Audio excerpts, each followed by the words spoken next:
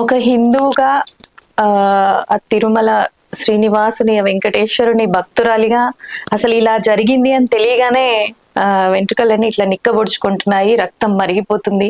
అంటే ఎన్నోసార్లు తిరుపతి లడ్డు తిన్నాము, ఈ మధ్య కాలంలోనే వెళ్ళొచ్చాము. అసలు అలాంటిది మేము తిన్నామా, అసలు దేవుడికి అంత అపరాధం చేశారా అని ప్రతి హిందూ కూడా ఇట్లా ఒక్కసారిగా ఉలిక్కి పడ్డట్టు అయిపోయింది. ఆ నిజంగా బాధపడుతున్నాం. మన హిందూ మతము, మన హిందూ సాంప్రదాయాలు, మన సనాతన ధర్మము, ఇవన్నీ కూడా ఒక నమ్మకం, దేవుడి మీద ఒక భక్తి విశ్వాసం, ఇవన్నీ కలిగిన మనము ఈ రోజు ఇట్లాంటి సిచ్యువేషన్ లో ఒక ప్రసాదం దేవుడికి ఫస్ట్ మనం తినడం పక్కన పెట్టండి, మనం ఎంతో అత్యున్నతంగా మనం భక్తితో కొలుచుకునే ఆ భగవంతుడికి ఇలాంటి ప్రసాదము, ఎందుకంటే వెజ్ అనేది దేవుడికి, మన నాన్ వెజ్ అనేది ముట్టకుండా ఎంతో పవిత్రంగా మనం దేవుడికి నైవేద్యాన్ని మనం సమర్పించుకుంటాము. అలాంటి నైవేద్యము ఇలాంటి ఆయిల్స్ తో, ఇలాంటి జంతువులు, అలాంటి కొవ్వుతో తయారు చేసిన ఆయిల్స్, అలాంటి వాటితో నిజంగా ప్రసాదాలు పెట్టారా అంటేనే నిజంగా అసలు ఇట్లా నిజంగా ఉలిక్కిపడి ఇదవుతున్నారు ప్రతి హిందువు కూడా. నిజంగా నేనైతే గవర్నమెంట్ ని నిజంగా రిక్వెస్ట్ చేస్తున్నాను, మీరు రాజకీయాలన్నీ పక్కన పెట్టి ఫస్ట్ అది ఏమున్నా వాటి మీరు రిపోర్ట్స్ కానీ లేకపోతే తేల్చడం కానీ ఏదున్నా తొందరగా తేల్చాలని, అది దాంట్లో ఎంతవరకు కలిసింది లేదు రిపోర్ట్ తొందరగా ఇవ్వాలని. అండ్ ఇప్పటి వరకు జరిగింది మీరు పక్కన పెట్టి అదొక వర్షన్ లో చేస్తూ ఉంటే ఇకపై ఈ క్షణం నుంచి అయినా సరే అక్కడ తిరుమలలో కొన్ని లక్షల మంది దర్శనం చేసుకుంటూ ఉంటారు. ఆ లడ్డు పవిత్రతతో బయటికి వస్తుంది. ఈ లడ్డు ప్యూర్ నెయ్యితో తయారైంది, ఈ లడ్డు పవిత్రమైంది, ఇది ప్రసాదం అని మేము పవిత్రంగా తీసుకునేలాగా మళ్ళీ భక్తులందరిలో విశ్వాసాన్ని కల్పించాల్సిన బాధ్యత ఇప్పుడున్న గవర్నమెంట్ మీద ఉంది. చంద్రబాబు నాయుడు గారి మీద కూడా విశ్వాసం ఉంది కాబట్టి చంద్రబాబు నాయుడు గారు డెఫినెట్ గా మీరు భక్తులందరిలో, హిందువులందరిలో విశ్వాసాన్ని ఏదైతే మీరు బయట పెట్టారో, ఓకే అది ఇలా జరిగింది అని తేల్చారో అది నిగ్గు తేల్చండి.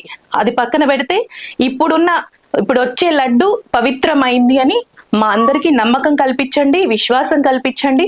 ఎంత తొందరగా అంటే ఈ క్షణం నుంచే ఇప్పుడు ఎవరైతే అక్కడ లడ్డు కొంటున్నారో ఆ మనిషి కూడా నమ్మకంతో ఈ లడ్డు ఈ పవిత్రంగా ఉంది, ఇది దేవుడికి పవిత్రంగా ముట్టింది, ఇది మేము కూడా పవిత్రంగా తీసుకోవచ్చు, ఇది ప్యూర్ నెయ్యితో తయారైంది అనే నమ్మకాన్ని అందరిలో కల్పించాల్సిన బాధ్యత గవర్నమెంట్ మీద ఉంది.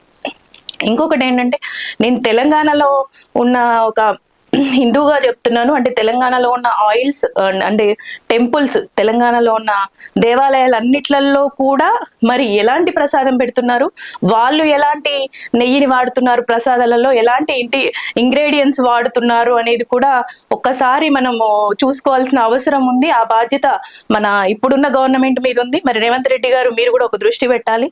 ఇక్కడ కూడా ఎలాంటి అంటే ఎన్నో మనకి టెంపుల్స్ ఉన్నాయి, భద్రాచలం ఉంది, యాదగిరి గుట్ట ఉంది, మన ఇంకా చాలా టెంపుల్స్ ఉన్నాయి, వేములవాడ ఉంది. ఈ దేవుళ్ళన్నింటికి మన తెలంగాణలో కూడా ప్రతి దేవాలయంలో ఎలాంటి నెయ్యిని వాడుతున్నారు, ఎలాంటి నూనెల్ని వాడుతున్నారు కూడా మీరందరూ కూడా ఒక దృష్టి పెట్టాలని నేను రిక్వెస్ట్ చేస్తున్నాను.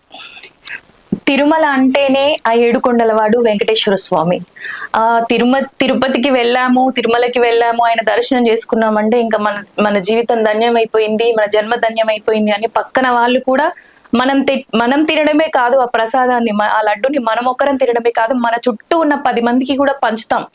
అంటే ఇప్పుడు ఏం డౌట్ వస్తుందంటే, అంటే మనం పంచిన లడ్డు ఇలాంటిదా, ఇలాంటి ఒక జంతువుల నూనెతో, ఒక పంది కొవ్వుతో, లైక్ ఏవేవో మాటలు చెప్తున్నారు. మరి రిపోర్ట్ లో అది వచ్చిందని చెప్తుంటే ఇంకా భయం వేస్తుంది. అంటే అల్టిమేట్ గా మనం నమ్మేది ఏదైనా ఇప్పుడు ఒక ల్యాబ్ నుంచి వచ్చిందంటే అది డెఫినెట్ గా నమ్మాల్సి వస్తుంది. మరి ల్యాబ్ రిపోర్టే వచ్చిందని చెప్తుంటే నిజంగా కూడా అసలు వణుకొచ్చేస్తుంది. ఇలాంటివి తింటున్నామా అనేది చాలా భయం వేస్తుంది. ఇంకా మనం తిరుపతి లడ్డు విషయంలోనే కాదు, మనం బయట కూడా జరిగే తినే ఏ పదార్థం చూస్తుంటే కూడా భయం వేస్తుంది. ఎందుకంటే వాళ్ళు ఏం వాడుతున్నారు, వాళ్ళు ఏమి చేస్తున్నారు, మన హెల్త్ ఏమైపోతుంది, మన పిల్లల హెల్త్ ఏమవుతుంది, ఇవన్నీ కూడా చాలా భయం వేస్తుంది. అసలు ఇప్పుడు ఏది ముట్టుకున్నా భయంకరమైన సిచ్యువేషన్ లో మనం బతుకుతున్నామని మాత్రం అర్థమవుతోంది.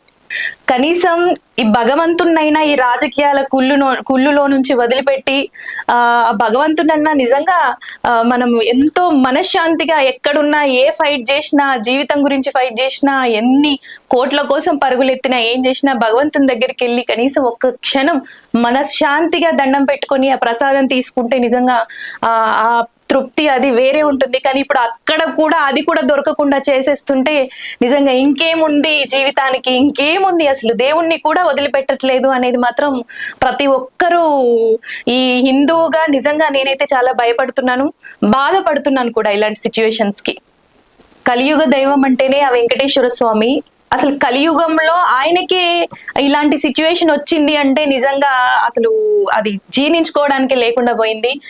వెంకటేశ్వర స్వామితో పెట్టుకున్నోడికి నిజంగా పుట్టగతులు ఉండవు. అది ఎన్నో సందర్భాలలో ఎన్నో సార్లు ప్రూవ్ అయింది.